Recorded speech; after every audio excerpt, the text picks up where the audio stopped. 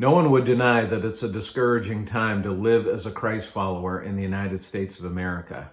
When we look back at our history, we see that our country was founded on the basis of Judeo-Christian values, the principles of God's Word.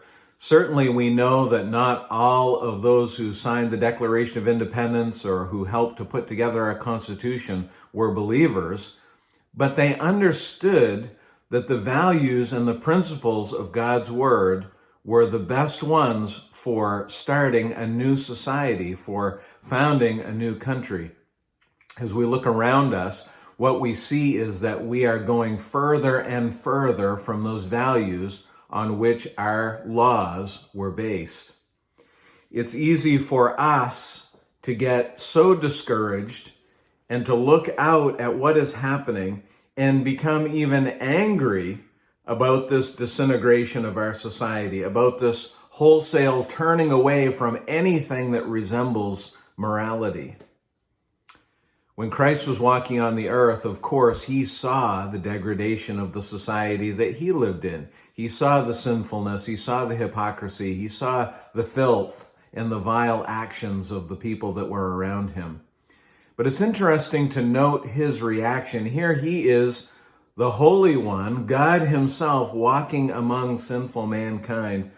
And in Matthew chapter 9, in verse 35, it says, Jesus went throughout all the cities and the villages, teaching in their synagogues and proclaiming the gospel of the kingdom and healing every disease and every affliction. Of course, we know that Christ had a job to do. He was there to share the gospel. He was there to demonstrate who he was by performing miracles and helping people to understand that he had the authority as the Messiah to say these things, to give this message of deliverance. But he was out in the middle of it, in the middle of all this sinfulness and all this pain and all this suffering.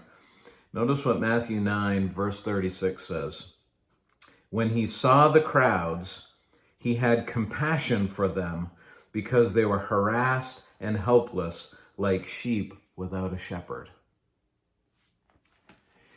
Instead of becoming angry about what was happening, instead of being frustrated by everything that was going on around him, Jesus had compassion on them. And I want to just challenge you this morning, and at the same time challenge myself.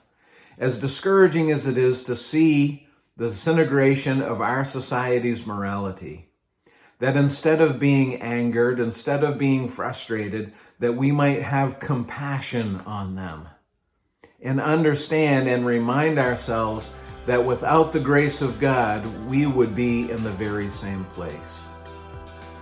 Look around you today, and instead of being frustrated by what you see, ask God, who would you have me show compassion to today? Let's be praying that God would draw people to himself, save people's souls, and change their lives.